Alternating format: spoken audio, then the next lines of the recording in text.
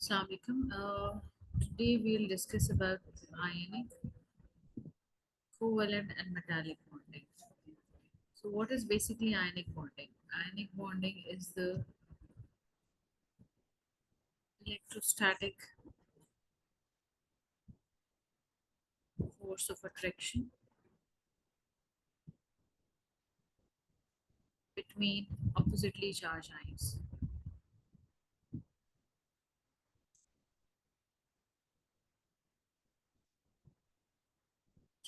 Every atom wants to be stable like noble gases, so sometimes it gives away electron and sometimes it accepts electron to gain the electronic structure like noble gases. For example, sodium's proton number is 11, its electronic configuration is 281. On the other side, neon proton number is 10 and its electronic configuration is 28.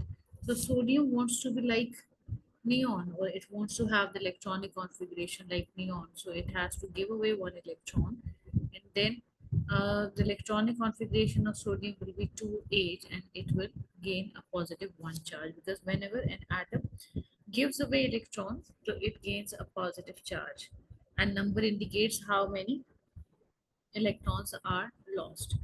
Now on the other side, chlorine is having 17 proton numbers, so it is 2 8 and 7, and argon electronic configuration is 288 because its proton number is 18. So chlorine wants to have electronic configuration like argon. So chlorine will accept one electron, and whenever an atom accepts one electron, so the charge will be -1, and the electronic configuration will be 288. So there will be electrostatic force of attraction in between sodium ion and chloride ion as they are oppositely charged. This bonding is very strong. That's why ionic compound has high melting in the boiling point, because they need a lot of energy to overcome this force of attraction. Now I'll show you dot and cross diagram of these ionic compounds. So let's see.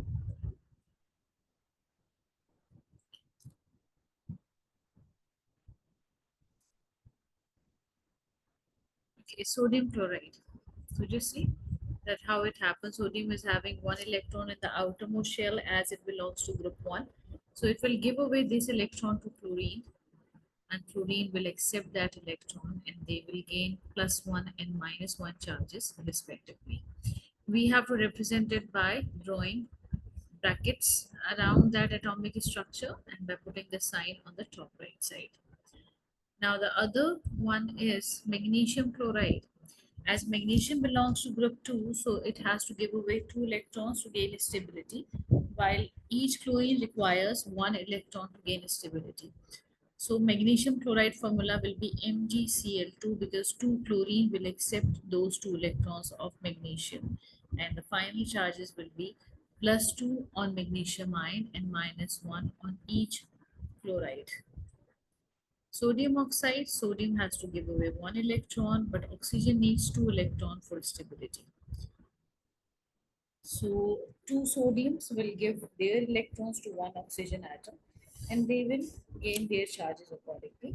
-2 charge will appear on oxygen, that will be oxide ring, and +1 charge will be on each sodium ion.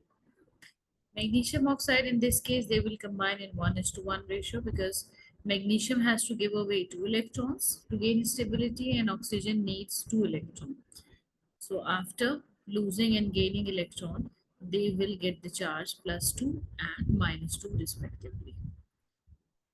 These are called the dot and cross diagram. We use dots in process to represent electrons of these atoms.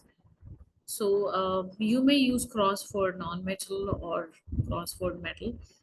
It doesn't matter. It just tells us that the electrons belong to one atom. And if the other electron comes, we give us a different shape. If one of the electron is represented by a dot, the other's electron can be represented by crosses in that way. Okay, next is about the covalent bonding.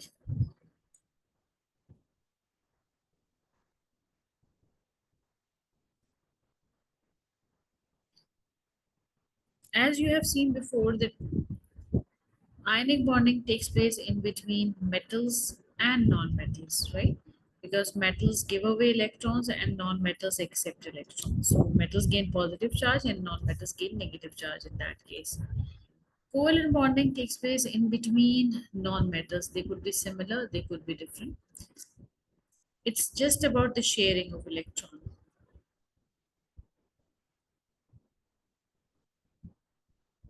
So there will be no charge, or we can say no ion formation. So if any element or any atom needs one electron, so one pair will be shared. If two electrons are needed for stability, then two pairs will be shared. We can use again the dot and cross diagram to represent these molecules.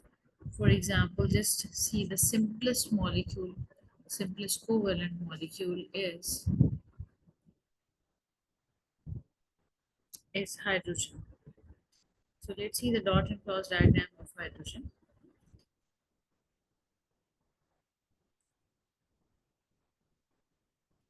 So hydrogen is having just one electron in its outermost shell. Hydrogen is a non-metal. It needs one electron for stability.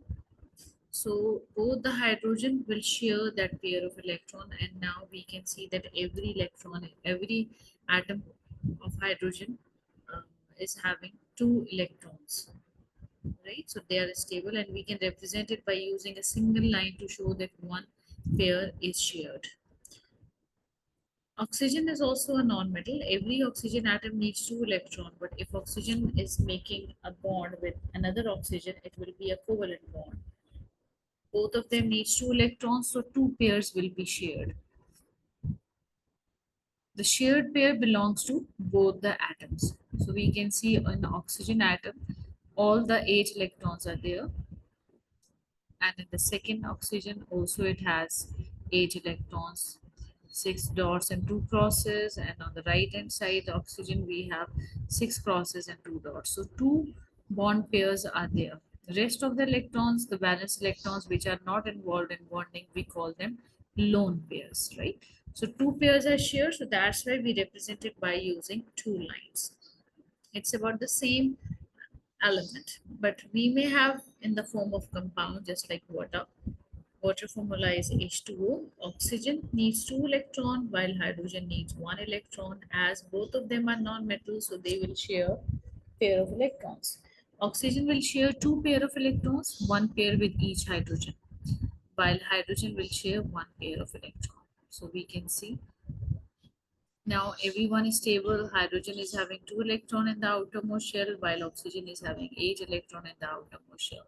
So we can represent it by using a single line to show that a single pair is shared. Let's talk about methane. Methane is CH4. Carbon, hydrogen, both are non-metals. Carbon is having 4 electrons in the outermost shell.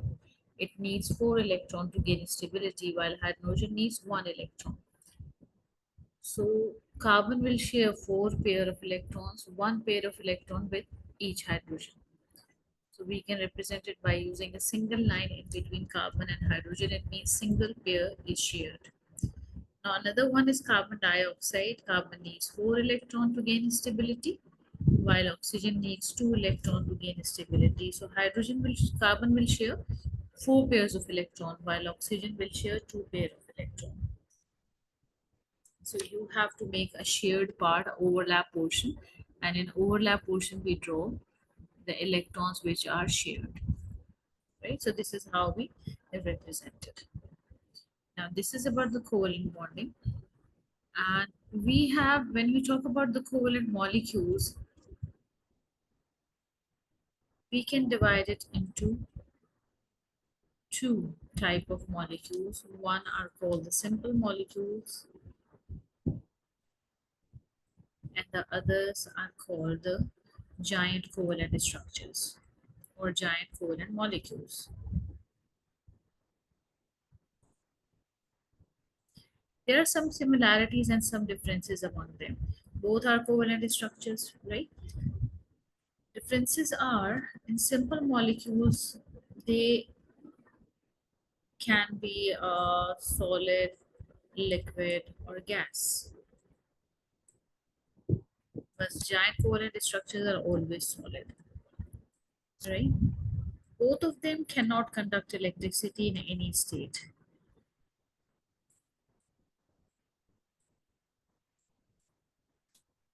Same like simple molecules,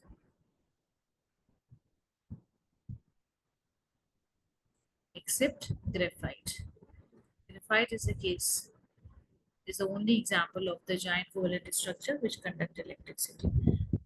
The examples which I included in your CIE syllabus, right?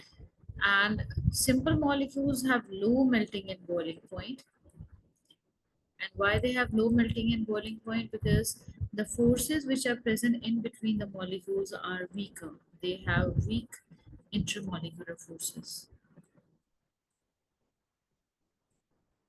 But when we talk about the giant structure, they have high melting and the boiling point. And the reason is as they are the giant covalent structures and they have strong covalent bonds throughout.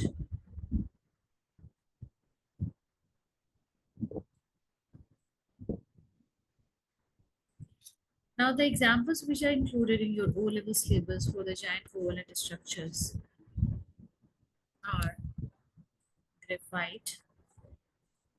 All of them have high melting and boiling point. Sand, which is silicon dioxide, and diamond. Right? Now, I'll show you the structures of these macromolecules. Okay, let's see the giant structures.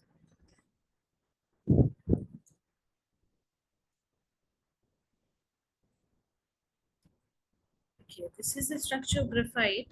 So we can see graphites are the hexagonal rings and they are in the form of layers, right? So one carbon is bonded with three other carbons. So you can see that one carbon is bonded with three carbons. This is the maximum number of bonds. Otherwise, this structure is incomplete. So you may find any carbon which is bonded with two other carbon, but you have to select any carbon which is inside the structure so that you can find out the maximum number which are bonded. And they are in the form of layers, right? And we have very weak forces in between the layers. That's why it is very soft.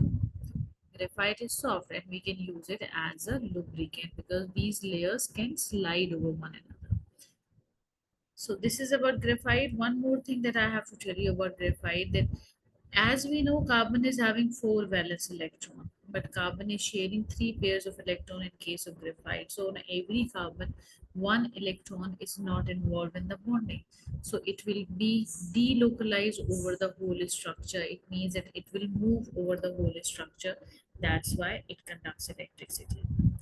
Now the other is diamond. So this one is a diamond structure. It's incomplete structure, but you can see if you select any carbon from the inside one, then you can see that one carbon is bonded with four other carbons. For example, this one on which hand is shown, it is joined with four other carbons. So in case of diamond, all the electrons are involved in bonding, so it cannot conduct electricity. Next one is sand. Sand properties are almost similar like diamond. It won't conduct electricity, right? We can see the bonding, how many oxygen atoms are there around silicon. So if you see yellow one is representing silicon. So silicon is bonded with two oxygen, four oxygen basically over here. You can see this silicon, one, two, three, four oxygen are there. And we talk about every oxygen, so two silicons are there. So in this way, they combine in 1:2 ratio. So that's why the formula is SiO2. It has high melting point like diamond and graphite because of the strong covalent bonds throughout the structure. And it's a giant molecular structure, that's why. And it won't conduct electricity because all the electrons are involved in bonding and there are no ions. So that's why it cannot conduct electricity. On the other side, if I show you the crystalline structure of sodium chloride, and so just see it has very beautiful structure and this is just organized regularly. So this one is called crystal lattice. So what is crystal lattice? It is a regular structure, regular arrangement of the positive and negative ions. So these structures are very strong. So strong electrostatic force of attraction in between the ions. So that's why it has high melting point. This is the structure of sodium chloride. The other ionic compound is cesium chloride. So you can see the structure of cesium chloride as well. Regularly arranged. So regularly arranged structure, regular arrangement of oppositely charged ion. It's called crystal lattice. Right. Now the next is metallic bonding. So what is metallic bonding? So basically metallic bonding is the bonding in between metals, just the metals. And how it happens, metals are electropositive in nature. It means that they are keen to lose electron. So when they are keen to lose electron, so as the metals are joined together, closely packed, regular arrangement, no gaps in between. So the valence electrons will be delocalized over the whole structure. It acts like a glue. Just see the animation of metallic bonding. This one is a metallic one. You can see the metal atoms are regularly arranged. Just suppose this is group 1 metal. Every atom is having one valence electron. So now all the valence electrons are delocalized over the whole structure. So what is the meaning of delocalization? It just move around, right? So it is like this. So there is a very strong attraction. We call this force of attraction electrostatic force of attraction. But now this time it is in between the positive ions and the negative electrons. So the negative electrons are acting like a glue.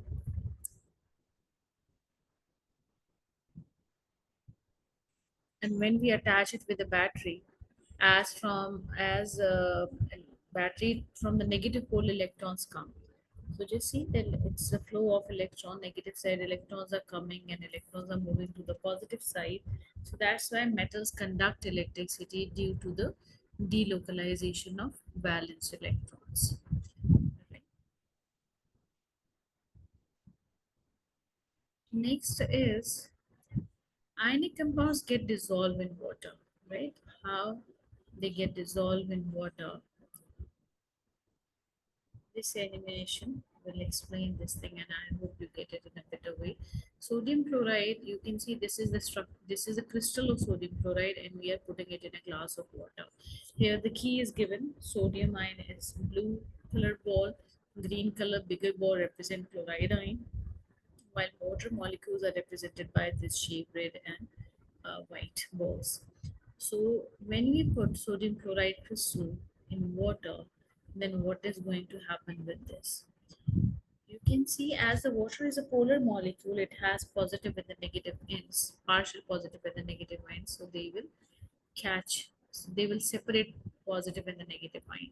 So we can see that the chloride ion is separated, or they are taking the chloride ion by using hydrogen atoms, because hydrogen are positively charged, or it has partial positive charge. While in the case of sodium, they are separating the sodium with the help of red balls, which are representing oxygen ions. As sodium is a positively charged ion and oxygen has got a negative, partial negative charge, so it is separating in this way because the opposite charges attract each other. So in this way, water molecules separate all the ions which are there in sodium chloride. Though the melting point of sodium chloride is very high because of a strong electrostatic force of attraction in between oppositely charged ions, but water can separate it without using any temperature.